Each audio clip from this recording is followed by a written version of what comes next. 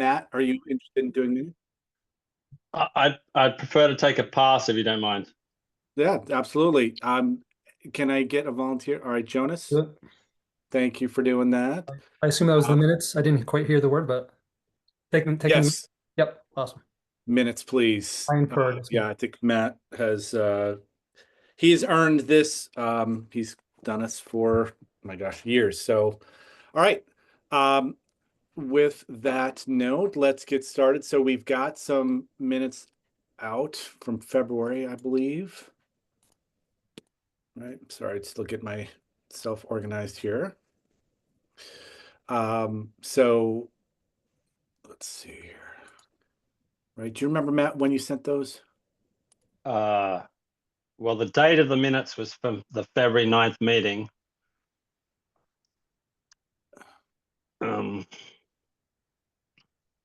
I'm just looking for the email here.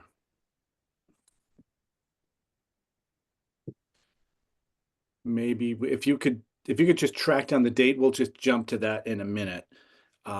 Let's get started with the agenda. So on the agenda today, we've got the approval of those minutes, public comment, and then we've got updates for 4th of July. We've got updates from Dave and Amy on the War Memorial Track Project, Cherry Hill Working Group, and then any old business, new business, and so forth. So oh, did I send the minutes out to everyone? I thought I I guess did. that's what I'm wondering, is that I'm not sure that I saw them. Yeah, I didn't see them. I couldn't find them anyway in my emails. Oh, Okay. well, Oh, you know what then? perhaps So let's punt those till next month then. okay. Perhaps I didn't send them. Right. Because it was on the agenda, I assumed I'd sent them and I didn't check. Not a problem. All right. Well, then let's start by opening up to see if we have any public comment. So anybody from the public who is in attendance, if you'd like to have a comment that's unrelated to any of the topics that I just listed that we're going to talk about, please raise your hand and we'll recognize you. All right. I see Judy has her hand up. Ray, do you mind Yes. promoting Judy? Judy, welcome. You have been acknowledged. Hi, thank you. I wasn't sure if you were going to be discussing pickleball courts tonight because I didn't see it on the agenda. But I hoped you would be able to give an update on the status of the courts at Mill River and whether they're going to be resurfaced and relined for pickleball. All right. We don't have that on, but it is something that I was interested in talking about. Ray, are you in a position to provide an update on pickleball? I believe we will. I figure it is tied into our prior discussion topics, and we certainly can give an update on that. The dates are what we're DPW and I have spoken a little bit about the dates, but that is a process. We can cover that in prior discussion topics. Okay. So Judy, Right. we will get to that. That'll be after the Cherry Hill Working Group. So Okay, and just also the status of looking for permanent pickleball courts, if that's still being worked on. Yes. Thank you. I'm going to have to leave, but I will watch the recording of this so I can hear all about it. Thank you very much. all right. Thanks for Thank the you, question, Judy. Judy. All right. I don't see any other hands up. So Ray, you've got the floor anyway. Do you want to get us started with Becky on 4th of July planning? Sure. I'll turn it over to Becky in a moment. I do just want to say that this is right now, it's the year before the really, really big one for us because there's a nice round number coming next year. But after we had a wonderful time last year of putting together I think a celebrated event here. This year we've looked at trying to capitalize on some of the momentum there and build a new July 4th with slight alterations, with a little bit of adjustments. But the program here is again going to be a strong program for us. So Becky, Outreach Director, can highlight some of those changes. Hey everyone, Okay. thank you for having me back. I appreciate your time. So this year is the 249th anniversary of the founding of our nation. So we will celebrate this year on July 3rd. So last year we did a workday into a workday, which we still had great attendance of between 6,000 and 7,000 was the estimate from the fire department. So this year we're doing July 3rd. And again, the reason for the non-4th of July is it just costs a lot more to run the fireworks on the holiday. So this year the festivities will begin at 5:30. This is, we're adding some more attractions before the fireworks. So we wanted a little more time from last year's 6 o'clock start. So we're starting at 5:30, fireworks at dark as usual, still going to be at McGurk Alumni Stadium on the South Lawn. Our rain date is July 6th. Same time, same location. The cost is always free, but there are food, beverages, and other attractions for purchase, and donations are always accepted. We're going to have the stage again this year. We're still working on the lineup. I have a couple meetings on Wednesday, but the community band is confirmed as the highlight of the evening, as they always are, to bring us into the fireworks. We're adding a few more food trucks and changing the layout that they're on Stadium Drive to address pedestrian flow issues that we had along the food truck lane last year, but we're adding 2 more food trucks just to bring the lines down a little bit and kind of spacing them out a little differently. So we have better line space. We are once again going to welcome back White Lion for a 21 plus beer garden. We're moving the location of that to the eastern top of the field next near along Stadium Drive. They're going to be adding some games and other attractions for adults to play on. We're going to have our free kids carnival again, same location. New this year, we're partnering with Funtown Entertainment.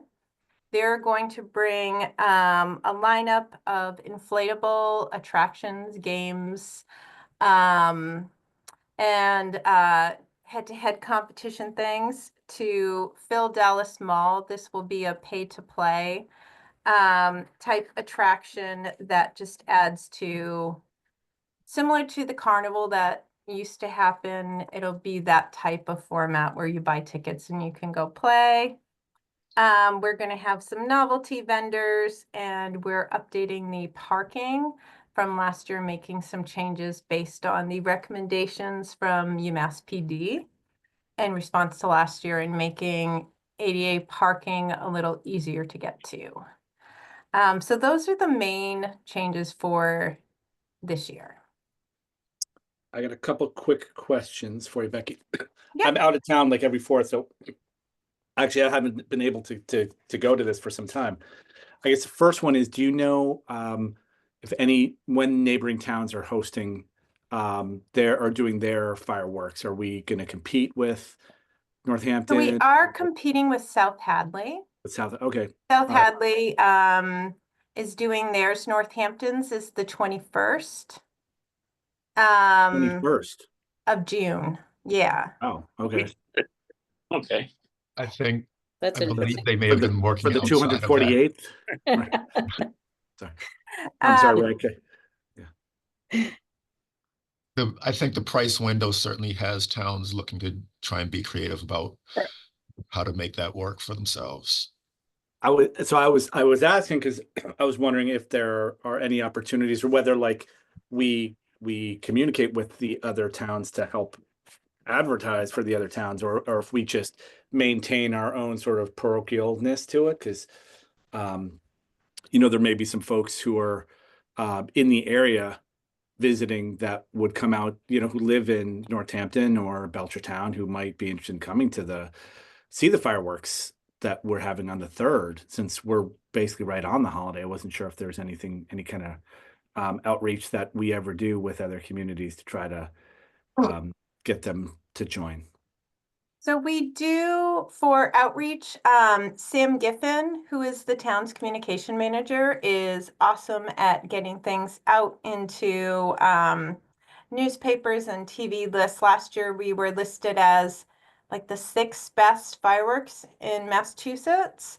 Nice. So we got some good publicity off of that. And it's mainly just like repeating the date over and over. We'll have our banner downtown. Last year, APD helped us out with their electronic displays with the fireworks notice. It's up on the town's community calendar. So Yeah, it's yeah. about building. It's just keeping it out there. But South Hadley is the only one that directly competes with us in the Pioneer Valley. All right. I mean, if you're getting 7,000, you're clearly doing a good job getting the word out. So that's great. So and then I was just curious about the layout. So you mentioned how White Line will be on the east side. Most of the activities are on the west side of the stadium, or So when we look at, I wish I had brought the map. or So do if you you do look you want to at, pull up like do you have like a Google Earth we can pull up or Google I'm Maps we pulling can it pull now. up and then I then I only can asked talk just through. because it's a large property and um is the 21 and over sort of White Line beer garden stuff too far removed from the activities because It's definitely not. So okay. everything, all the positioning are within that south lawn field. We've moved the fireworks over actually 358 feet to improve sight lines and to there's a lacrosse tournament happening at UMass on our rain date. And I am a big believer in we pick one location and we stick with that location. So one thing I am doing this year is we're using GPS locations to dictate where the stage is going and where the fireworks shooter will be located so that we can standardize it over the years or have more control over exactly where it goes. Last year, the stage was off from where we intended it, which required some last minute shifting. So I am moving to just GPS coordinates. So once we do our walkthrough with Dig Safe, we'll set that GPS coordinate for the stage. So if you look at the top, the skinny end, Is this on the right side of the map near the front of the stadium. Yep. So Dallas Mall, which Ray is circling right now, is where the inflatables will go. okay? The food trucks are along Facilities Building Drive, which is right at the end of the stadium where Ray is drawing right there. So our fire trucks and town tents and our safety personnel will be down there. And at the tip of this stadium at the end where they've converted some of the field to parking spaces is where the beer garden's going to go. Kind of where Ray is Okay. All right. So it's more circling on the right south there. and the east. Okay. Mhm. All right. And then where the fireworks launched from? The fireworks are going to be launched from, Okay. yeah, about there, Ray. Right there. Okay. This is Great. Andrew following me to make the marks here, but this is where so most of the activity is south of the stadium. Most of our crowd is south of the stadium, beer garden, food trucks, the you know, people who have their blankets and stuff set up. This is where most of the action is. The kids carnival, most of it is south and east of the stadium. Got it. Okay. Okay. And yeah, I know you guys put a lot of thought in that, so that I appreciate you showing, just helping me follow along. All right, great. Well, those are my questions. Gene, I see you've got your hand up. Yeah, I was just wondering about like seating or anywhere to like, I remember like when I went to the event last year, we got food from the food truck, but then there's really like no place to even like place your food down to like to sit in and eat it. Like what? I don't know. Yeah, there are unfortunately no picnic tables or Okay. other things. We encourage people to bring picnic blankets and lawn chairs. Yeah. Okay, I was just wondering about that. but they sit, sorry, kind of in this general area. Yep. All right, so there's nothing here for, So is it there's a like this, that's safety blocked for perimeter. safety? Yeah, We do have snow fencing that sets up the Okay. safety perimeter, which is the Massachusetts required, actually UMass asked us to do 10 feet on top of the required safety area. So we block off part of this area, and then Ray, can you show them where the stage is going to be? Stages. Yep. So we're moving the stage back a little bit because you can't sit in front of the stage because we are very fortunate that Rowan Audio has amazing speakers that make it so you can't sit directly in front of the stage. So we're going to keep the stage back a little bit to give a little more pedestrian room. sounds seating. great. All right. Chris, I see your hand up. Are we doing any social media?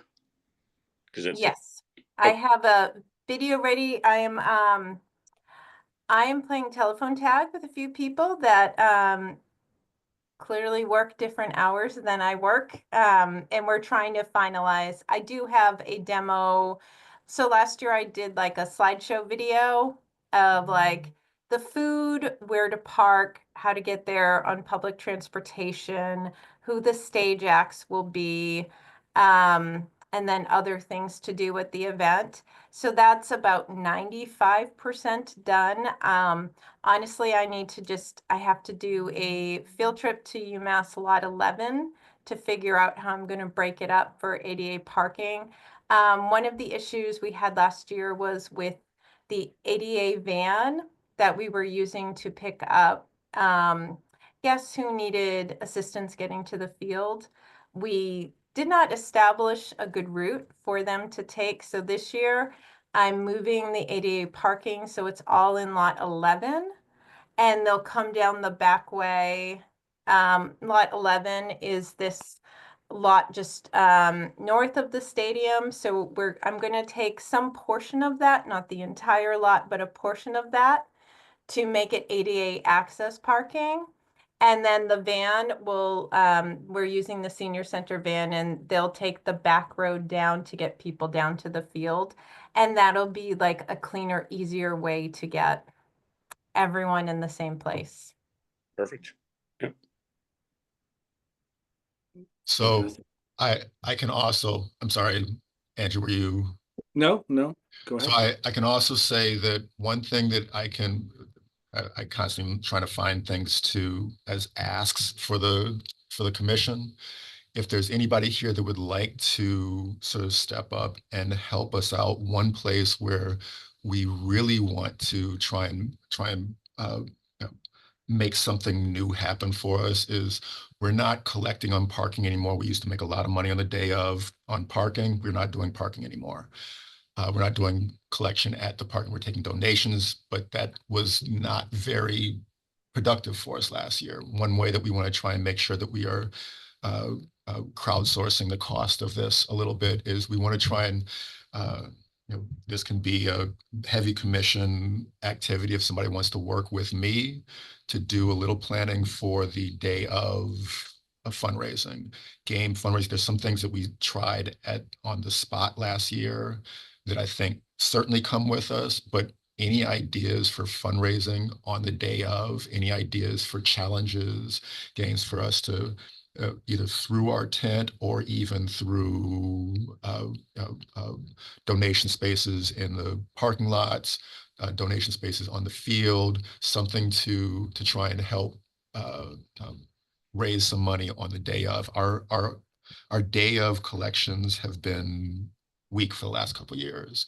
as we've built most of the stuff for the crowd. I think we've done a lot to build a great event for the community and for the crowd that comes out, but we haven't had a chance to tap into that crowd in a coordinated fashion. If there's anybody here that would like to join me in putting that together for this year, please let me know now or in the day or two to come.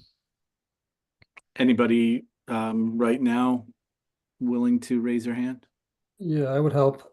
Is it partly just more visibility of maybe more signage? It's Just- signage and visibility. It is somebody to be able to collect. We were talking to the senior center last year about doing some work with that, and we got we sort of got sidetracked from that with the senior center, but uh, we decided that we in collaboration with our commission could take that on for ourselves this year.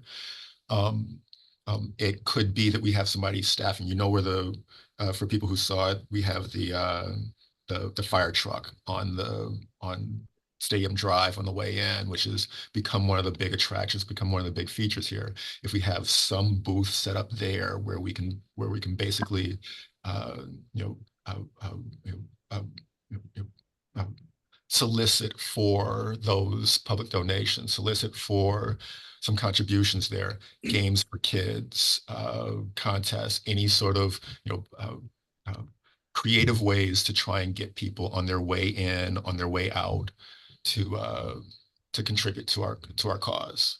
The Do cause you is have the- running on this event.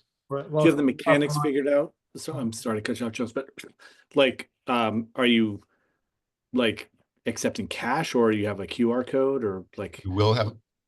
Go ahead, May I Becky. go, Ray? Yeah. So last year we printed 10 signs with QR codes Okay. that link to a PayPal account that we set up. So we have those out available. They'll also be part of the slideshow, like the social media push, and the press release will link to a site that people can make donations to. I think we only made like $280 last year, day of. It used to be much higher, but we were also charging for parking, which we no longer do. And I think there needs to be some creativity around how we ask for money in terms of like, I don't know what the logistics for doing a 50-50 raffle or some other type incentivizing like way to get people to sponsor, but that is something that like could use some creative thought behind. Okay. All right. So, Jonas, I'll get back to you in a sec. Matt, I see your hand up. And then Denise, I see in the audience, you have your hand up. We're going to continue our conversation, Denise. If your question is about 4th of July, leave your hand up. Otherwise, if you don't mind lowering it, but we'll get to you shortly. Jonas, I'd cut you off before. Do you have more Yeah, no questions? worries. I guess just one thing is, it seems like keeping it like top of mind, like right when they park. I assume you had a presence like right where they park, like, um, capture, while it's top of mind. I just parked. Oh yeah, I should probably contribute for that service. That was all my. Okay, cool. Matt? Yeah, I'm just trying to get a feeling like what is the overall budget and how much of that you think is already covered by the sponsorships? So we try to cover the cost of the fireworks each year. It is as they have become more and more expensive, it has become less and less covered by business sponsorships. So there is definitely going to be a gap between Yeah. what So we just get in like, is it sponsorships. $10,000 and then you're Uh, covering like 6,000 of that, or what are the actual numbers? It's 12.5 for the cost of the fireworks. Mm-hmm. Sponsorships are still ongoing. I think we're at 4,500 right now for sponsorships. So we still have, like 8,000 to go. Yeah. So you got around 7,000 people coming in. So, if you had on average $1 per person, like an entrance fee type of thing, then you would cover it. So I think if you position it as like a donation, but as like almost like an entry fee. Matt, are you And- raising your hand to help with this? Sounds like you are. Not necessarily. I'm going to think about it a little more and then maybe. Yeah. All right. I mean, but very, very point very well made. So I guess Jonas, Becky, Ray, as you sort of think through that, I mean, there the math certainly lends itself very well to what Matt was proposing there. But yeah, if you're Yeah, interested I think in- a lot of it comes down to like specifically how you phrase it and where you ask it. If you phrase it the right way and in the right place, then people are just, oh yeah, whatever. And I don't know whether if a 50-50 raffle works better than just a donation. I mean, that might also be a way to do it. yeah, Like the $1 per person suggested Yeah, just donation. like Yeah. it cost us around $1 per person, make a donation, you know? yeah, and I would just add to that the ease of giving money is also, I think, Makes can it be a a lot barrier. better, yeah. Yeah, I mean, if just have a fast QR code tap, you don't have to register, you don't have to log in or anything like that. That also makes it easier for folks to give. Gene, Yeah, what- I was gonna say something, keep it like something simple like that. You know, like when you go to the grocery store and you can like give $1 and then you put up like or at the restaurant sometimes you put up a little message to somebody, or it's like thanks for donating to some cause, and you get a little piece of paper and you put your name on it and you get to hang it up and you're like, woohoo. Like, so maybe there was something like that too with your donation. On the fire truck, do a fire hat, or something like that. And I don't know, I think kids would really like that too. But just something. Yeah, I'd pay $1 to go into into the fair. It's not like you're asking for $5, it's $1, but that would really make a difference, I think. Yeah. Excellent. All right. Good suggestions, folks. And if anybody wants to again help Jonas, just reach out to Ray or Becky afterwards and they can coordinate. All right. Any more questions or updates on 4th of July? All right. Okay, so your public participants have dropped, so I guess that question was unrelated. But I think, Andy, could we maybe till after 4th of July, just update every month on it? I'm sorry, just provide an update on what happened, like a post-mortem for 4th of July? Right. Even next Oh, month, yeah. just kind of keep it on the. Oh, got it. Yeah. A standing topic until 4th of July. Makes total sense. We will do that for sure, Chris. Yeah. All right. Okay, then next up, we've got track and fields. So Dave and Ray. I'm sorry, wait, no, next up is War Memorial. So Amy and Dave. The floor is yours if you both want to give us an Sure. update. I'm happy to support Amy if she wants to give the update. I'm happy to support in any way, but we're moving forward. But maybe Amy, if I could I give the update on the summer 25 and then you give the bigger update? Or That sounds great. yeah. So summer 25, is upon us. I heard Becky talking earlier, and here we're talking about 4th of July, but we've got to get War Memorial open. So we've had a great collaboration between Rec and DPW and our facilities department, and we are charging forward to get the pool done. DPW is working on some of the we're gonna put a new liner in the pool. We are putting new drains in the pool to meet all the current codes. Working, of course, with Denise and her team, but we're also going to facilities was able to find some available capital funding, and we're going to be addressing the leaky roof. We're going to be doing some modest repainting, and we're actually going to replace all of the plumbing, the above ground plumbing in the building, toilets, sinks, showers, all of that will be done in order and in advance of opening the pool for the summer season. So did I miss anything, Amy? Those were the big items, and happy to have Denise join the meeting as well if there's something I missed. But then I'll turn it over to Amy for kind of the bigger picture of the bathhouse. What are we going to do about the bathhouse? Any questions about summer 25, by the way? Maybe you guys could come look at my finances and try to find some money for me. That's great news. Matt, So you think it'll be done like the normal time frame of like early June or so? Yeah. Absolutely. So, like the drainage work is done. The contractor to come in and do the lining is going to be, I think they've been stockpiling materials. I think they're coming in next week to get that done. So the pool itself. And then the last bit of that is also installing the ADA chair, which also our guys, they're going to start work on that this week as well. And then Dave, I know you're working hard with the facility folks on all the building stuff. So it's a lot of stuff going in parallel, but I think we all feel confident that we can meet the date. Yeah, and they've that got- one opens like towards the end of June is when war opens. So we have a little bit of a respite as compared to the Mill River pool that opens earlier. So Yeah, and just I'm sure you all, if you've been on the commission for a while, the challenge with war is always meeting code and getting those required inspections and those essential inspections done, and not having to have those be at 11:59, days before or hours before the pool's supposed to open.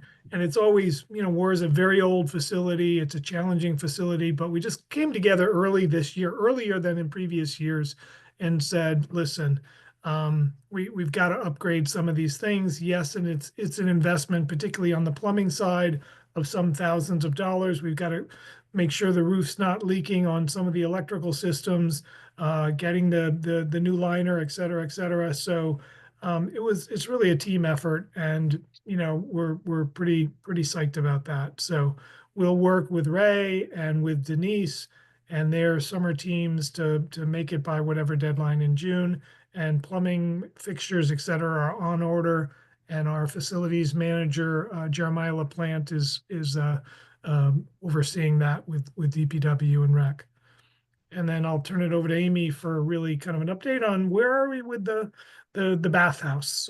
Yeah. Longer term solutions to that old bathhouse from the 1950s. Yeah, and so that I'll say it's been a little bit of a pivot from, when we were at least talking about it maybe 3 months ago, 6 months ago, where at this point, CPA between 2 years of allocating has given us a certain amount of money.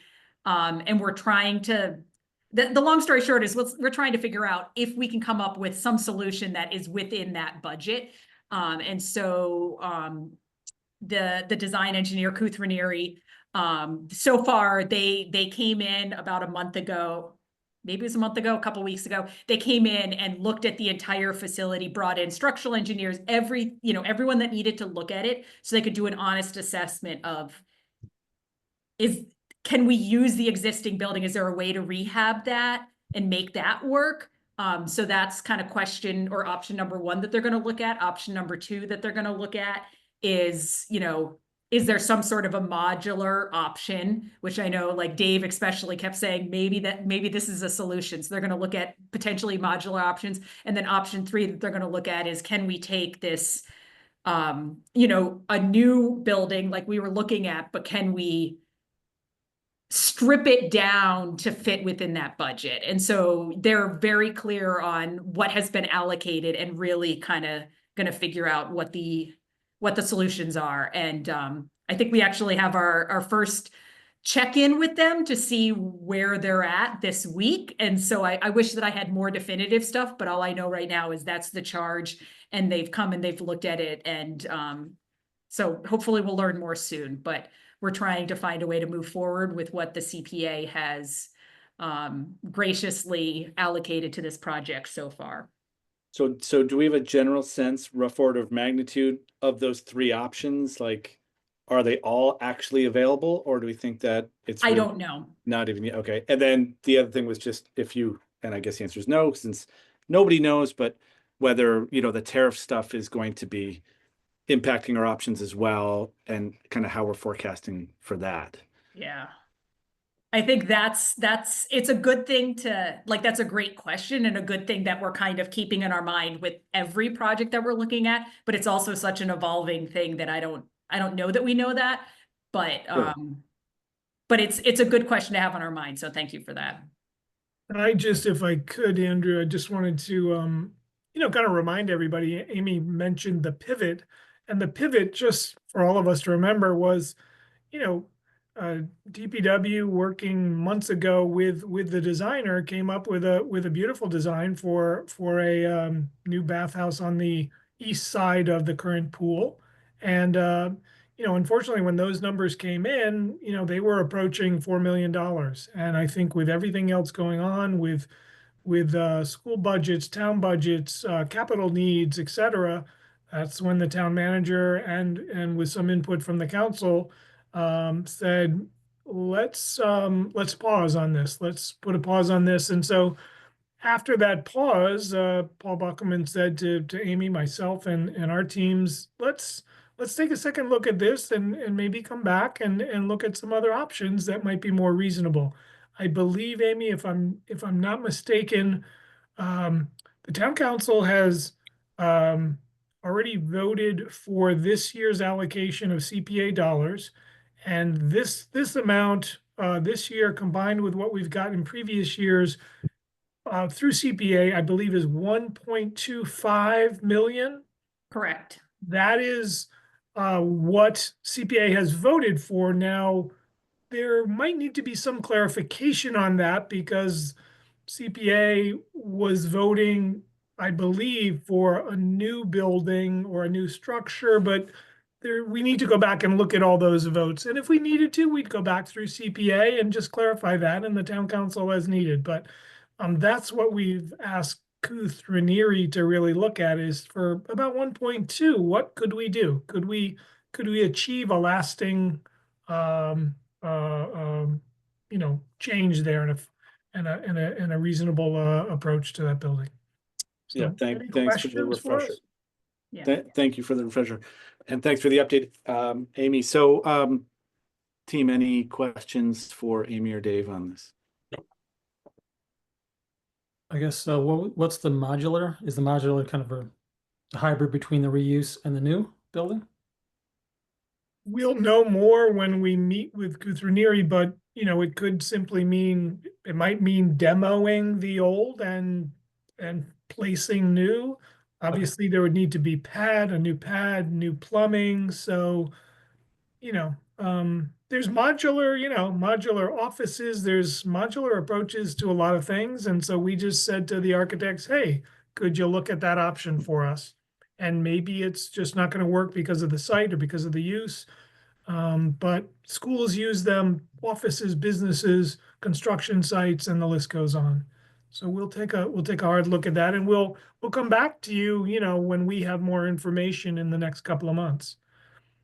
I think the good news is we've got an aggressive approach to meet the needs for summer 2025 to get it open and get it in better shape than it was the past couple of years, and kind of give some support to DPW because they are left putting a Band-Aid on a 1950s building that just needs a really big facelift or needs to be demoed and replaced. And that's what we'll approach.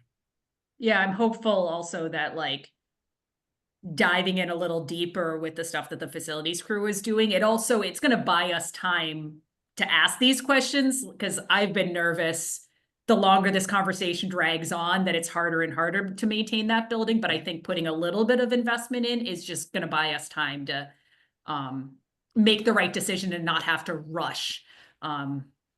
So it's a great, I'm glad it came together this way. Yeah, Ray, I don't know if Denise is in the audience, but no, okay. She had to take she had to step away for a couple interviews. Okay. Gotcha. Okay. So we will come back to you in the next couple of months with updates on the long range plan for the bathhouse. Thank you. All right. Next topic is the track and field. So Ray and Dave. So yeah, let's just jump across the street, across Mattoon Street. So all good news there. I happen to I have the pleasure of attending the Leverett Town Meeting on Saturday. For a good portion of the day, they do their town meeting typically on the first Saturday in May, and so it was a beautiful day. The outcome was wonderful. They supported the track and field project with a CPA allocation of $176,000. So it was well worth missing that beautiful sunny day on Saturday from 9 to about 2 out at Leverett Elementary. So we are all set. We have commitments from Leverett, Pelham, Shutesbury, and of course Amherst, and the region. And so we have our full expected budget for the project, which is about 4.5, 4.6 million, with contingency and all. And we are ready to break ground in the middle of June. As soon as the athletic director gives us the green light, we are a go. We will have an event that, of course, we will invite you and the council, the CPA committee, the towns to. We plan to have some sort of a groundbreaking event, call it the middle of June, third week of June, whenever the AD gives us the green light. And construction fencing will go up, and we are off. It's a 4-month construction. Will be done in October, again, weather permitting. Everything is the same, 8-lane track, natural grass field in the middle of that track, and then another new field to the left of that. And of course, all the accompanying spaces and infrastructure for irrigation, drainage, all the field sports, shot put, high jump, javelin, all the rest of that is all included, of course. And of course, the entire facility will meet ADA requirements. So Lights we're good. Lights are just being moved.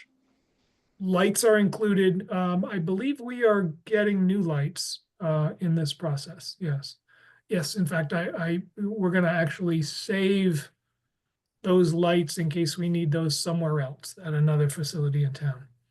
But we'll have new lights. The only interesting thing that it doesn't include, and I'm chuckling a little bit, but we're not getting new bleachers in this. We're going to have to reuse the current bleachers. If there's extra money, we'll make it happen. But bleachers, I think, are 100 to 150,000. They're not inexpensive. So we will do the best we can on bleachers, and that may have to be in another slug of money. That is a nice little character mark of the track field over there, that they've got the small little bleachers that visiting teams are familiar with, that will continue to be part of our nature. Yes. I will say that we are optimistic about our schedule, 4-month schedule. In all likelihood, we will not be playing on these fields or the track until the spring of 26. We would like to have I hope 2 solid growing seasons, fall of 25 and spring of 26. So we'll see how it goes in the spring. Again, it's weather dependent. This is not an artificial turf field, so whether we all know going into this, when the community pivoted to grass from artificial surface, we have to take that into consideration. So I see Jonas's hand here, and I don't want to take his time, but I will say that as we move into that construction phase, that our friends at Amherst Athletics, we and Amherst Recreation are going to be working, hand in hand to try and make sure that they have space to operate, because they're going to be moved out of their high school space for a little bit when they come back to school in the fall. There is some movement, some cooperation that needs to happen out of this. And so in our eternal attempts to support the Amherst Athletics and their programs, we are looking at swing space opportunities to help them, help us, and make it work, because we'll be shifting a little bit. Fort River already has us moving a little bit. This is a second project that allows us to come together and find solutions with the schools. Thank you, Jonas. Yeah, I had a question on the bleachers.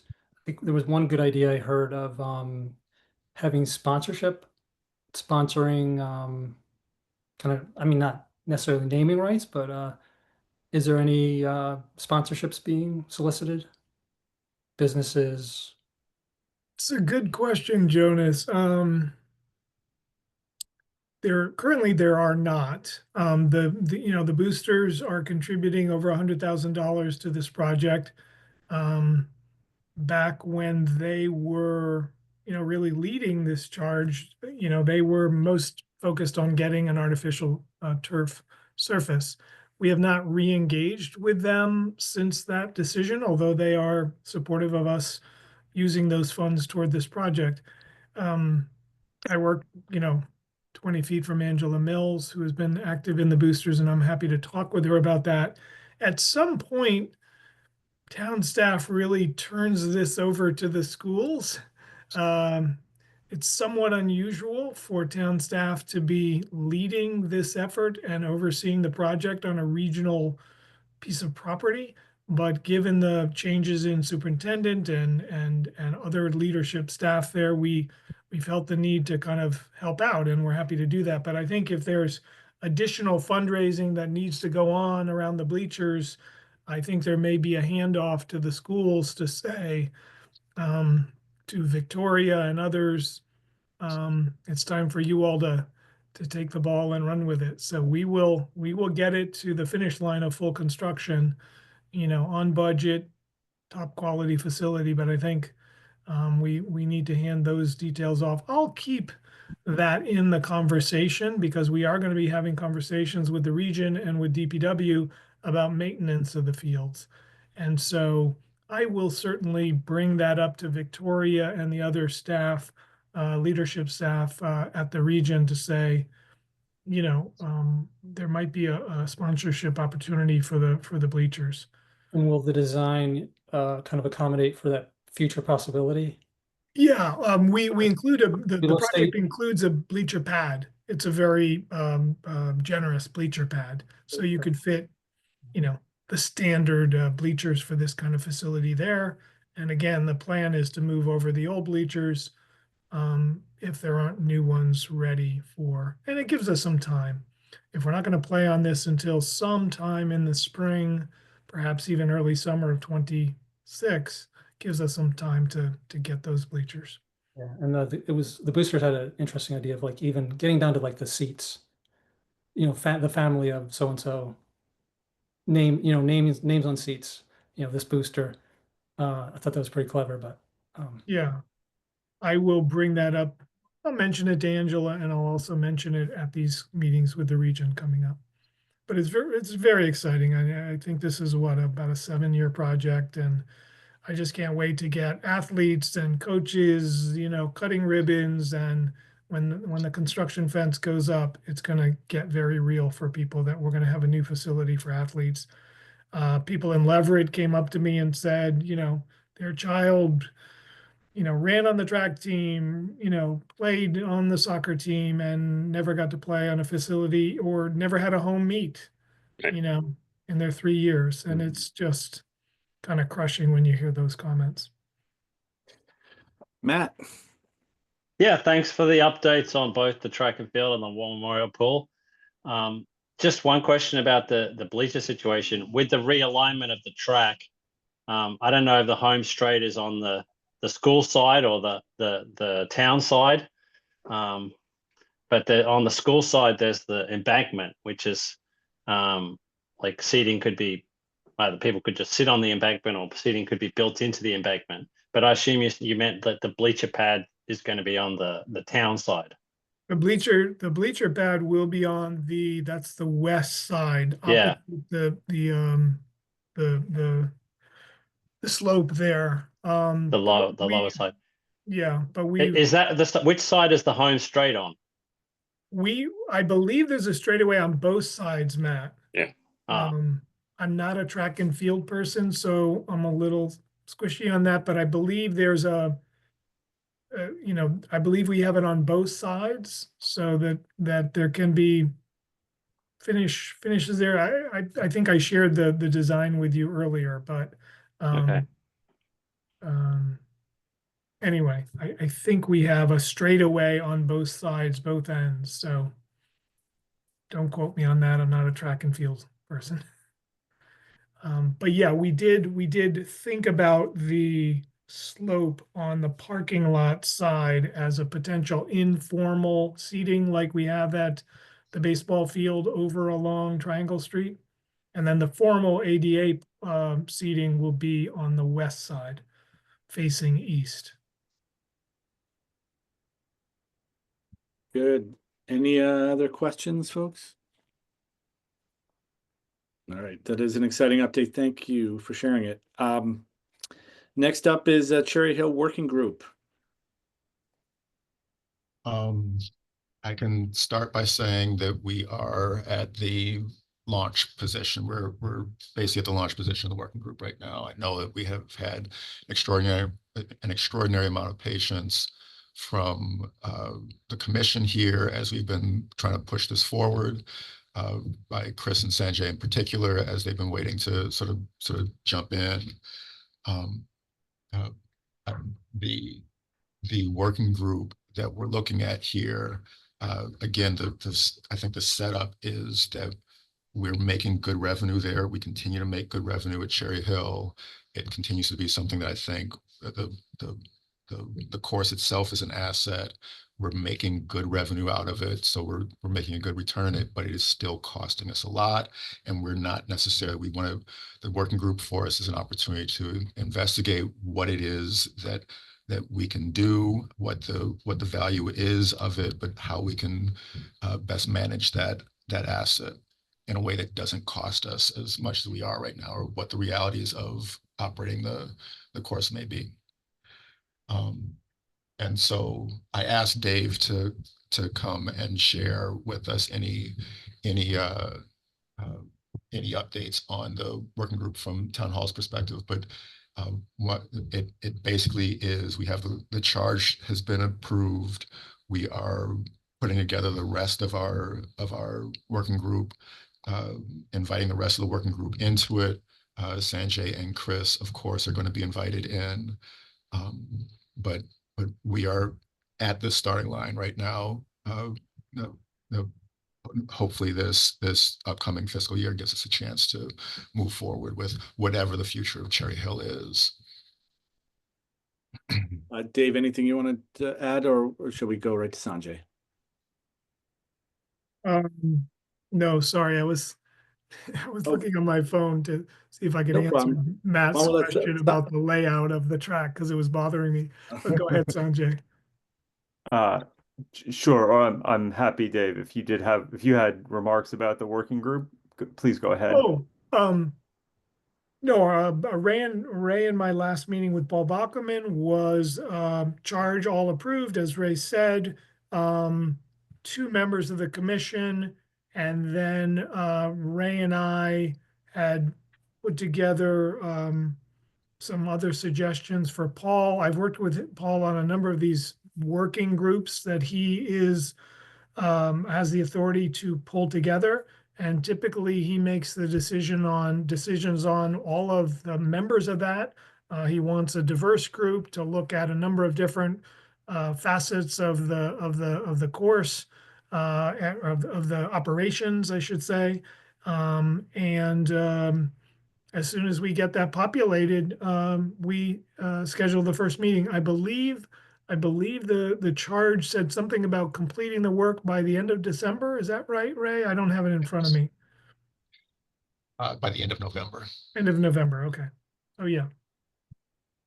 And I mentioned at our last attempted meeting last month that I could share the charge with you all now that it has been approved, and I can certainly do that. It hasn't changed a lot since I shared with you my initial draft a year ago of what we were looking at with the working group. But I can share with you a draft of that and make that public record now that we have a meeting that is official. That would be great. Thank you. All right, Sanjay. So if I could ask maybe one question and then a quick follow-up, is that all right? And it'll be for Dave, I think, if that's all right. I think I've come to learn a little bit about the way that budgeting at Cherry Hill happens, Dave. And so I want to ask this as a member of the Rec Commission, not presuming any potential future appointment to a working group. But what I've come to understand is that each year there is an amount budgeted for Cherry Hill in the town budget, and that Cherry Hill then spends money, hopefully up to or below that budgeted amount, but sometimes over that budgeted amount. But that revenue from the golf operations at Cherry Hill reverts to the town budget, the general fund, or whatever the correct phrase is for that. And so when we hear about Cherry Hill's finances, what we're often hearing is a comparison of expenditure to budgeted expenditure, but without regard to revenue. And I hope, A, that I've explained clearly what my impression is, and B, if I have, if you could either confirm that I have it right or correct the way that I've come to understand the Cherry Hill finances. I might defer to Ray on that as to Okay. whether it is, Cherry Hill used to be a enterprise fund like water and sewer, basically its own budget, revenue in, expenses out. You must have enough revenue to balance basically every year. Ray, off the top of my head, I don't recall where Cherry Hill is. Is it in one of your revolving accounts or is it a standalone? So yes, as I feel like I know it a little bit better now than I did a year ago. It used to be an enterprise fund, money in, money out. It matches against its own revenue. When it got pulled into the general fund, now you can take our revenue, which frequently during my time has exceeded the amount that the revenue coming in that we produce exceeds the amount that we spend on our budget expenses. But then when you look at capital expenses, the place where it gets mismatched is all the other funds that go into running that course. Capital expenses in particular, benefits are not put into are not weighed against benefits aren't weighed against our revenue, but the amount of money that it costs to operate Cherry Hill, not just the operating budget that comes from the general fund, but also all those other things that we have to request in order to run the course. And so if it was a revolving fund, which it isn't, Dave just asked if it's a revolving fund, which basically is kind of like the enterprise fund idea where you make it so you can spend it. You make the money so you can spend it. It's not about a set budget that the taxpayers give us. We are on the general fund, and so it's not a revolving fund there. The money that we have to spend is given to us through one of our 3 operating budgets. If I could, all of this, Sanjay, that is part of the charge, is looking at, I can't remember what's in the charge, a 10-year profile of Cherry Hill. But as Ray said, one of the challenges, again, I haven't been part of your budget review of any part of the rec budget, and recreation's budget is a complex budget. It's probably one of the more complicated budgets in town because of these revolving funds. But as part of the charge, we will be working with, if you are appointed and Chris is appointed, we will be working, the working group will get support from the accounting department to look at all of those costs, including benefits, including capital, and really look at the true costs of owning Cherry Hill and operating a golf course there. What does it cost every year and over a 5-year period to operate a 9-hole golf course in Amherst, Massachusetts? So all of that will become clear.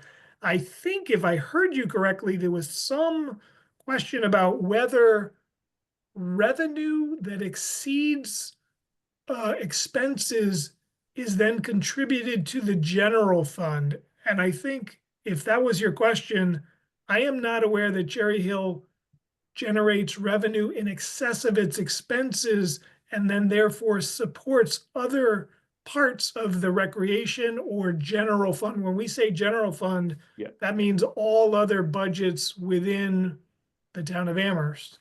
So I'm not aware that Cherry Hill generates revenue in excess of its expenses. but we'll look at all of that over the last 10 years. Cherry Hill programming, and I know it's complicated. I don't know exactly how it works, but Cherry Hill, the revolving funds that are attached to Cherry Hill do get turned over into the general fund at the end of the year, and that's where finance department has to uh, you know, it basically zeroes out at the end of the year, and our revenue ends up being included in that general fund. Were there other questions about the charge, or has the commission seen this, Ray, or not?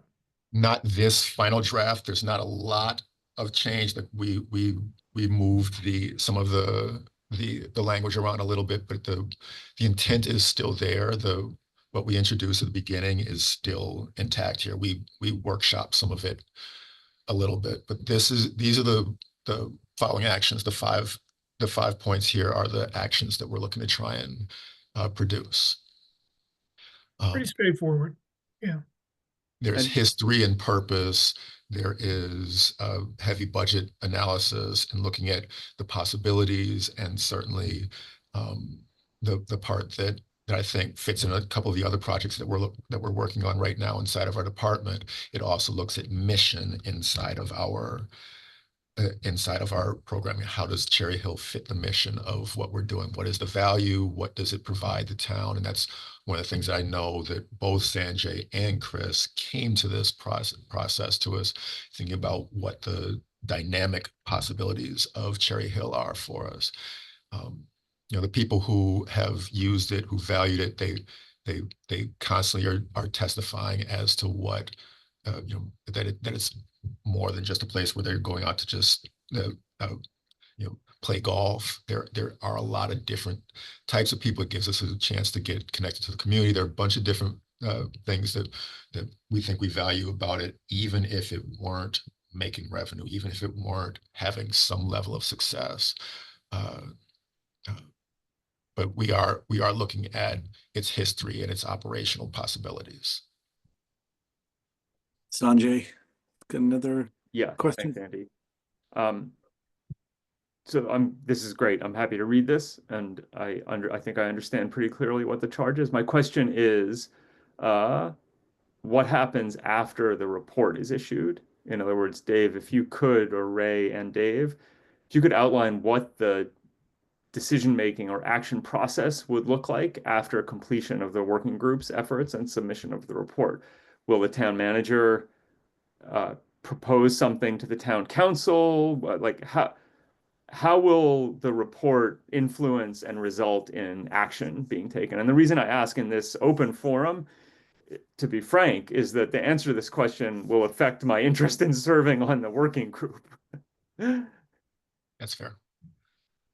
I can take a stab at that, Sanjay or Ray, if you'd like. I think I guess I would start with the town manager's authority is very broad, but it covers all parks, commons, recreational facilities, whether it's golf park or Mill River. It covers things like we were just talking about, having 2 outdoor pools, one at Mill and one at War. So Paul's authority, or the town manager's authority, is fairly broad. So I think he has the authority to take this information in. I think there will be a period of, review and assessment, staff input. But at the bottom here, this group will make a written report with its findings to share with the commission as well as the town manager. And I guess I can't predict exactly, because I don't know. I don't want to presuppose the outcome of that report, what Paul will do with it. But it would then be incumbent upon him to decide, is there a course change? Is there a change in approach at Cherry Hill? Do we continue to offer golf there? Do we not? You'll notice in number 4, the last sentence in number 4, this should include exploring the possibility of privatizing golf operations.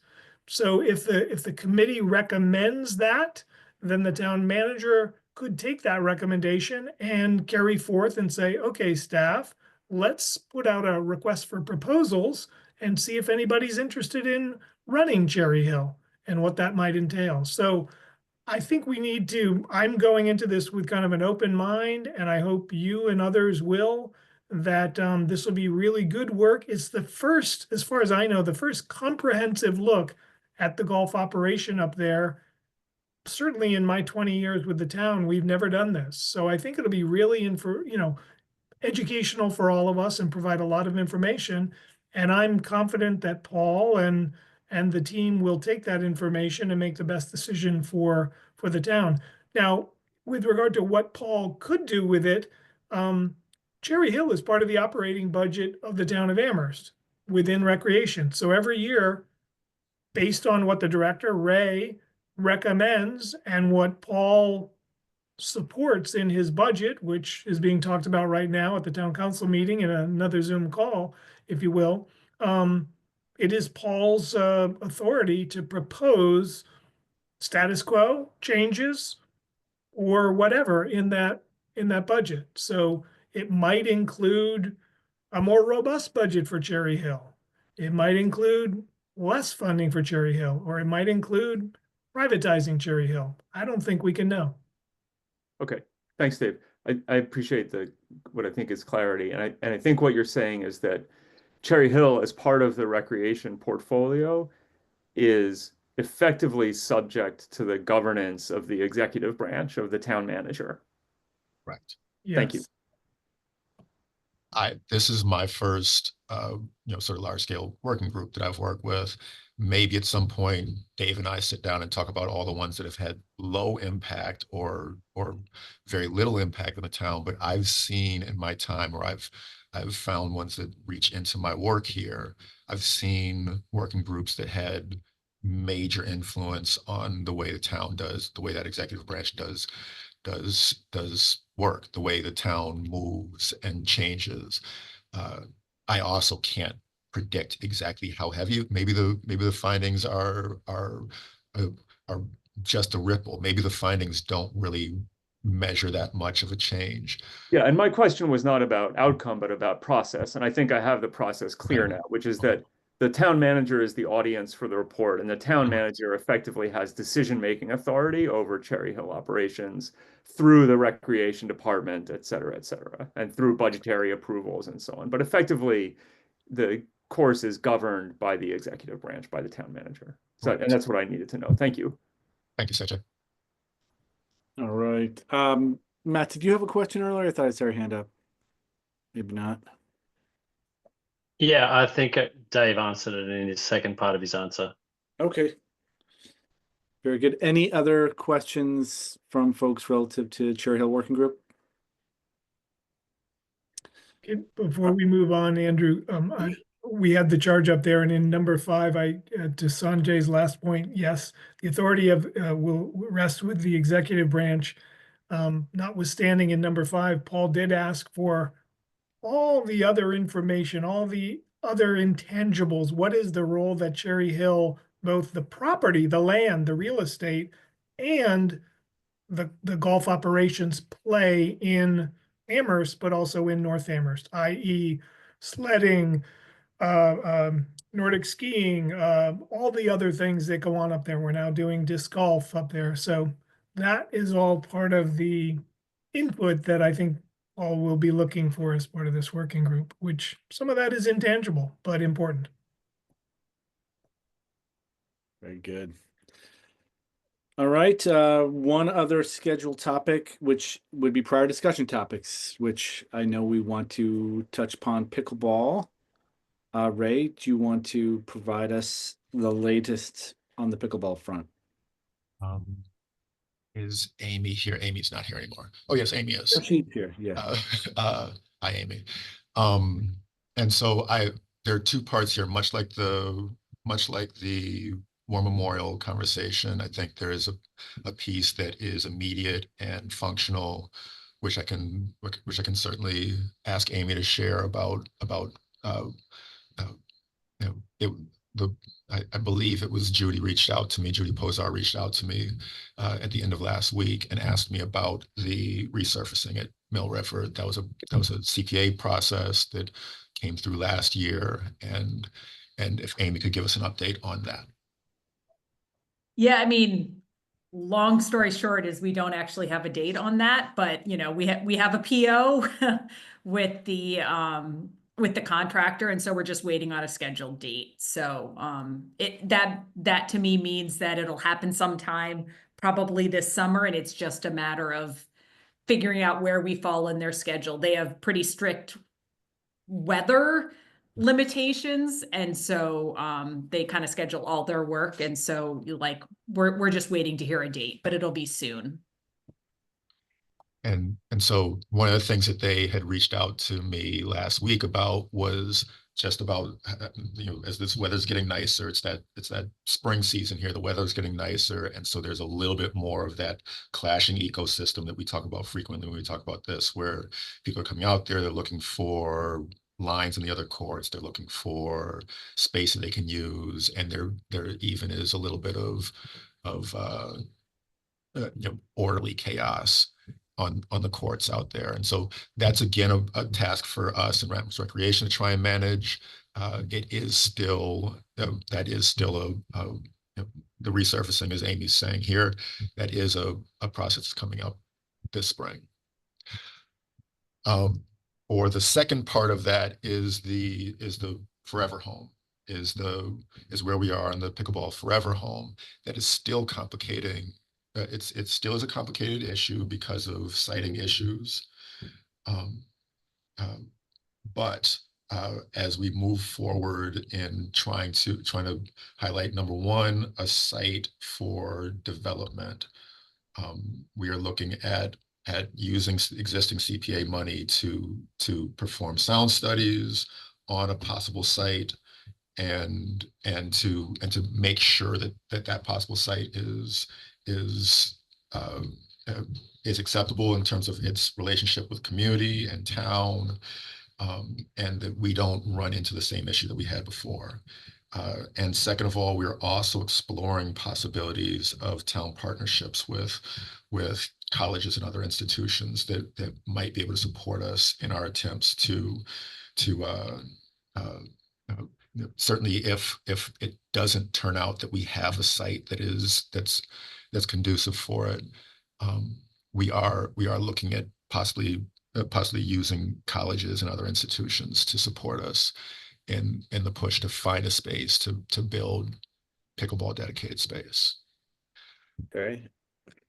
Jonas? Yeah, I wondered where did we leave off with Stanley Park as a possibility?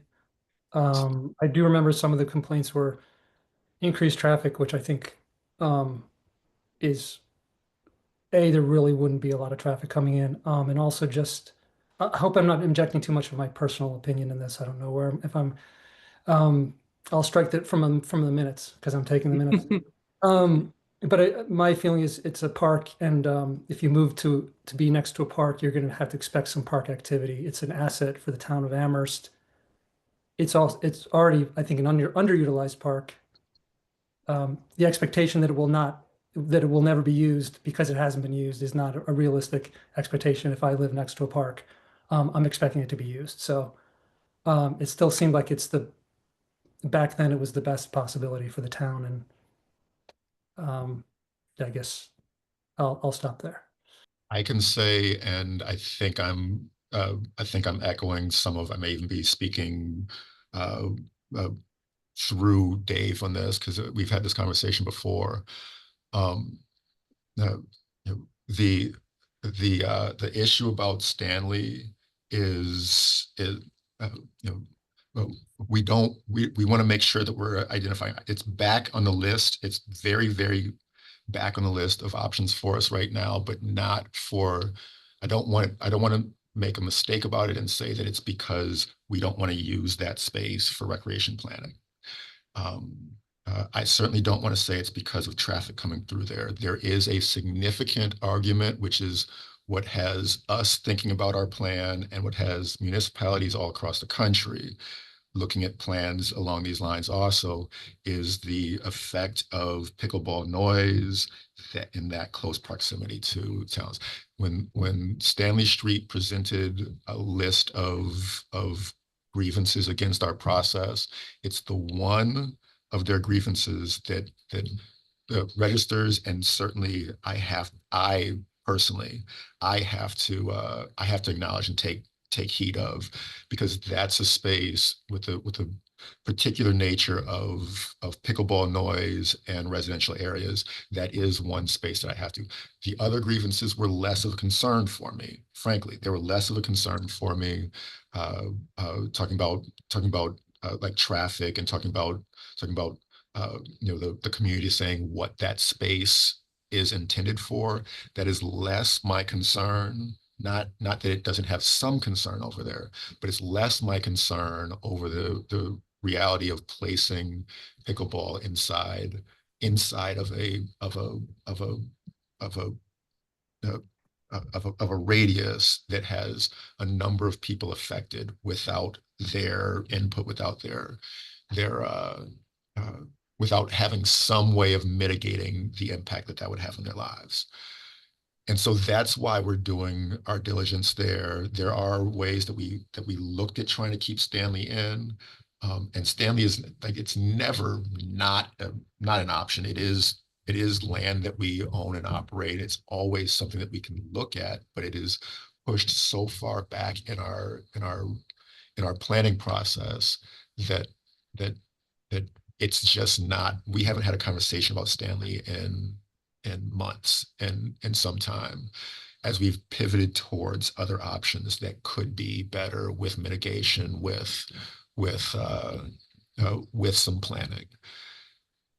And so I agree with you, Jonas. I agree with you that it's incorrect, that it would be incorrect for us to abandon a plan that made all the sense in the world for the town, strictly because we didn't want to upset people. But on that one complaint, which echoes across municipalities all over the country, and certainly we hear that community, we felt it was in our best interest to look at more options that could help us. We are in the tough position, and it has put us in a tough position as a town, but the tough position that all the space that we have at our disposal is inside of a radius. There is not space that we operate, that we own, that we know of so far. There's not space that we know of that is not in some way, that doesn't affect residences in the vicinity. We were looking at Hickory for a little bit. Can't happen because of certain things that were there. We were looking at the cow field at one point. Also has some residential issues. We don't have space away. Some of the places that have succeeded, not just for this reason, but some of the places that have succeeded in developing pickleball in the area have succeeded because they have space that was not immediately affected by these. It's interesting. If you harken back, I don't know, 10 years or so, when kids would come out and play basketball in their driveways, which doesn't happen anymore. We were used to it. It's kids playing in their driveways. And same with like a pickup basketball at Yeah. park. Like if you put a pickup basketball court at Stanley Park, would that be objected to? Well, maybe. But I guess we're used to so much quiet now because we're all inside. And but yeah, thanks for explaining it. Just was curious. I'm looking forward to reading the minutes, Jonas, when you're done. I'll have to Right. backfill those. You heard me say I agree with Jonas. Yeah. Chris. So Dave, I mean, this is a question for Dave and then Ray. I mean, is there a way to find down Amherst owns a lot of land. According to you guys right now, it sounds like nobody wants it in their backyard. I know I've driven by some property on Station Road. Hickory Ridge is obviously out. Like, what was the yardage, Ray, for pickleball? 800 yards or something like that? It's 500 feet. 500 feet. is there a way to find in the town of Amherst where there's property that is owned, that's obviously not a swamp, that we can look at? I mean, it just seems like we're another thing. We're just kind of slowly kicking down the road here. I mean, at this point here, I mean, like I said earlier, I know that place on Station Road is but owned by the town of Amherst. I don't know if it's the right place. I don't know. I know there's nothing else out there besides for a bike path that you still won't hit anybody with a pickleball. But is there some way? I mean, we're just. Yeah. I know you have other agenda items. I don't want to take too much more time on pickleball, but I think Ray outlined kind of the three areas we're looking at. One is partnerships. There are a lot of pickleball courts in the town of Amherst that are owned and operated by the colleges and the university, and there's no reason why we shouldn't be able to share some of those because they're not used all the time. We are looking at a couple of other locations. I'm kind of hesitant right now to go into detail on those in this public meeting, but suffice it to say that Amy and her staff and Ray and I are looking at those sites, and we'll be doing our due diligence on those sites in the coming months. And then, Mill River, I heard reference earlier to a forever home for pickleball, and I guess my thought on Mill River is if pickleball and tennis can coexist at Mill River, why would we change that? The demand is high for pickleball. I know there are tennis players. I'm not discounting that, and I've never played pickleball, but I am a tennis player. Not to say I won't play pickleball, but I just haven't had the opportunity. But to develop a co-location for pickleball and tennis at Mill River makes all the sense in the world. And we talked about this, and it's happening there. So let's develop that and develop a system of sharing those courts. We're going to get them resurfaced, as Amy and Ray indicated earlier in this meeting. Let's get them resurfaced with the right lines for both sports and see how it goes while we are looking hard at an appropriate location with 500-foot setbacks at least for the noise issue.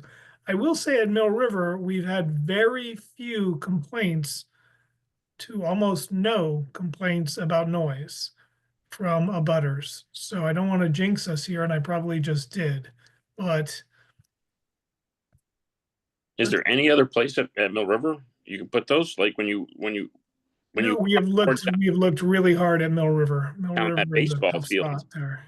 When you walk towards the faraway baseball field, there's all that area on the left there. Take down a couple of pine trees. We'd love, yeah, there are. If I can jump in, I'll just say, like, Chris, to your point, we've looked at a bunch of town-owned properties, and we did our best to try to be super open-minded about it, and then to look at available parking at these sites to accommodate the parking for things, how you get to them. Like, some of them, yes, there might be space available, but if it's 500 feet back, then you do have to think about how, ADA accessible to get people to the site, as well as, kind of, it has to be flat land. Like at one point we even looked at, like, is it possible to use some at Cherry Hill? If for some reason Cherry Hill wasn't there, was there anything at Cherry Hill that might meet the criteria? So suffice it to say, like Dave said, we're not in a place where we can talk about what bubbled to the top on that, but it's not just about 500 feet away. There's a lot of these criteria, but we are trying to be super broad about not just, we were looking at school sites, we're looking at, basically kind of any town-owned site, and not just these recreation areas, to try really hard to find a site that met as many of these criterias. Yeah, because it is hard, but it is something we really want to make happen for the people in the town. Oh, I don't disagree. It's just now we seem to be in like a year-ish of discussing it. But we keep, like, I get it, but it's It seems like we should have had more options by now. We are a persistent group, I will tell you that, and we will endeavor to I mean, listen, wherever find another location for courts that kind of augments and supplements Mill River.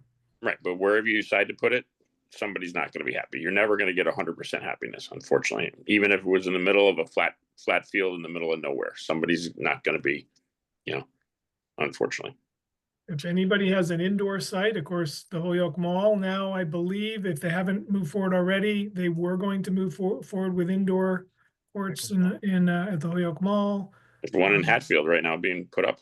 Yeah. Right off of 91, solely for pickleball. So we will. Don't give up on us here. We are. I'm not We're giving up. going to push forward. Don't worry. Trying to get a little more line in the sand for us all. You know what I mean? With sometimes a push date for all of us. I know you guys have a lot going on. So, but I know pickleball is probably one of the fastest growing things right now.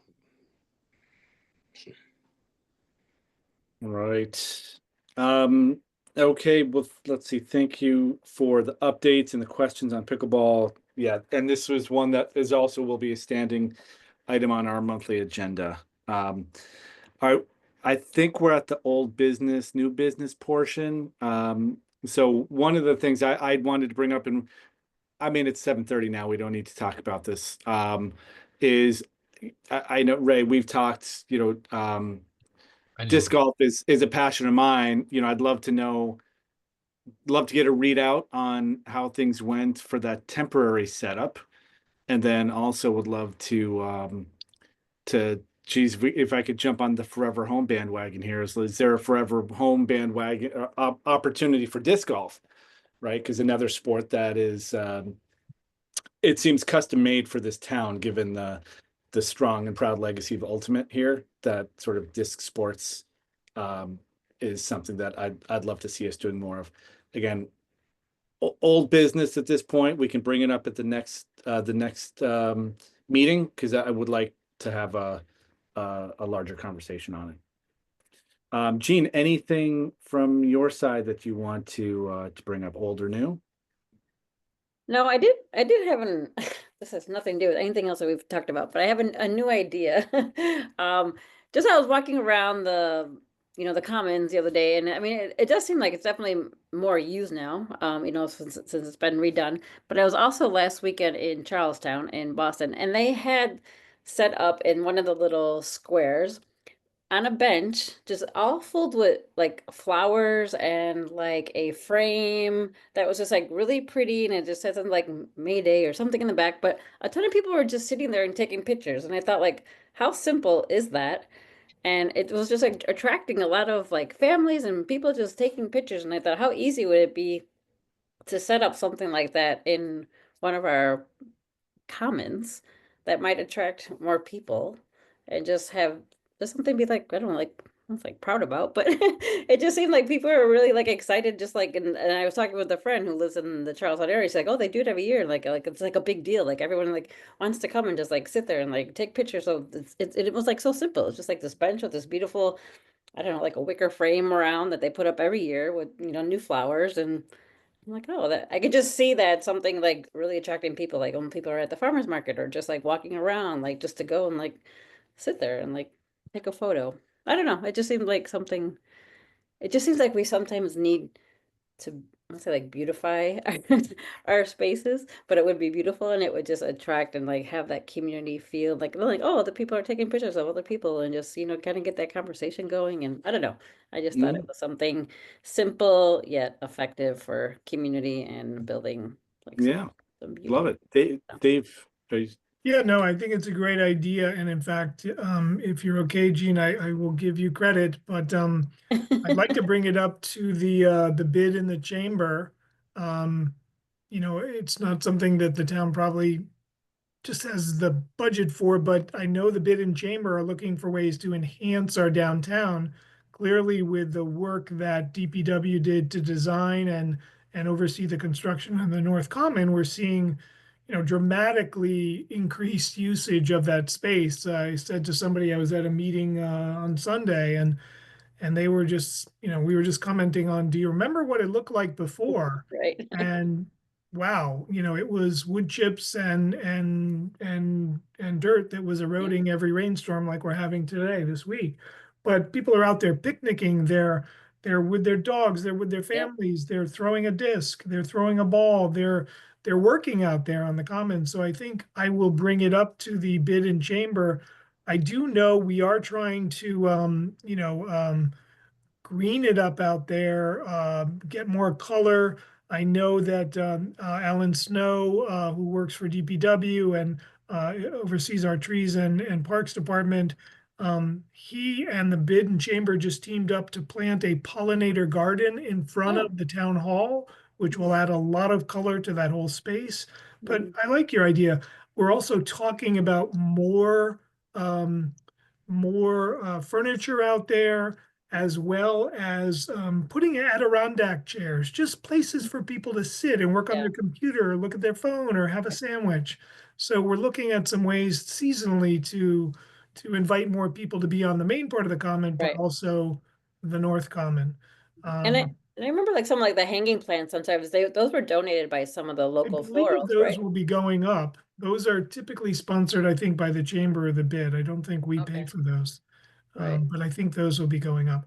The But even key, like local florists might, donate and then, to have their sign there, as a Yeah. sponsorship, I can bring it up to the business improvement district and the chamber and see if they might sponsor something like that. Okay. I can share a picture. I took a picture there, of course. I can share that with you too. That'd be great. Idea. Fantastic. Jonas. Yeah, I think you kind of answered my question a little bit, Dave. But one of the it's an amazing the hardscaping there. What you guys have done in the North Common is remarkable. Andrew can attest that I'm a little nerdy about landscaping, and maybe I'm just wondering, and I've noticed actually there's some new stuff flowering, and maybe there's other plantings that are not maturing yet. But it seemed like there were some spaces that are kind of little sparsely planted. I don't know if that was by design. But some of the trees, larger trees, just right now have mulch around them. I don't know if there's plans to kind of ring them. But this is just my impression of, my subjective impression of how much landscaping is appropriate. Yeah. It seems a little bit light right now. That's all.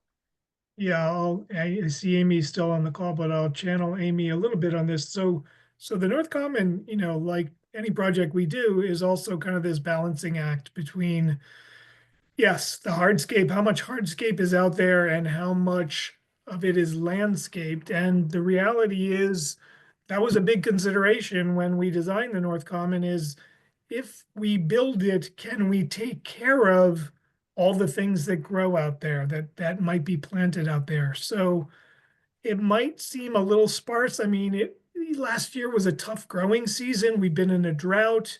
Some things are going to be replaced. I know Alan Snow and others at DPW are working on that. I think you will see, more of those gaps filled in, but we definitely do not see it as wanting hundreds and hundreds of perennials, annuals, or even low growing bushes and things like that out there, because the challenge for us will be simply having the people power to take care of it. So it is going to be that balancing act. But Amy, you're welcome to jump in, but there will be some replacement plants. In fact, I saw Paul Dethier, who is on our engineering staff. I talked to him this morning, and he mentioned to me that some of the plants that didn't make it will be augmented and replaced. We're not ready for a ribbon cutting out there. We still have to do, lights are coming in, more benches are coming in. What else is on the list? I'm trying to think. There are other things on that list, but all of those things are on order. So you'll see spaces filling in more. We're hoping to have the Memorial Day ceremony out there later this month. So I don't know, Amy, if I covered it in an I think it's a little appropriate way. unfair because on my approach to the town common, I passed by the Lyceum that Amherst College has put in, which is, like the plantings are amazing. But Yes. they have almost unlimited funding, so Yes. So and again, we're willing to work with, the bid, the chamber, and There are groups that support, downtown beautification, but we do want to be mindful of not planting too much that needs too much TLC, because we really have, hundreds of acres of parks, recreation areas, trails, et cetera, to take care of. So this is kind of a balancing act. And we're just feeling our way. This is really year one of having a full year of the North Common redone. One of the main concerns I will tell you on the common, on both commons, is vehicular damage. So we want to try to keep, with the exception of some big events, say like the fair in the fall, we just want to keep vehicles off the root systems of the trees and off the grass itself from doing damage. So that's a real challenge. But anyway, we could talk all day about the commons and parks. It's all good stuff. It is good problem to have. All right. I think that gets us through old business, new business. Ray, I'll just throw to you. Anything else for you to bring up? No, I think that for the June meeting, I mentioned to Andy about a Friends of Amherst adjustment, and I can put that on the agenda for June. And it certainly it won't be a huge lift for us, but I think it's a little bit tedious right now. Yeah. Okay. Sounds good. All right. Well, then on that note, thank you everybody for the time. It's good to see you all again, and hopefully we can get back into the monthly cadence. All right. See you, Andy. Take care. Thanks, everybody. Thanks, everyone. Bye-bye. Thank you.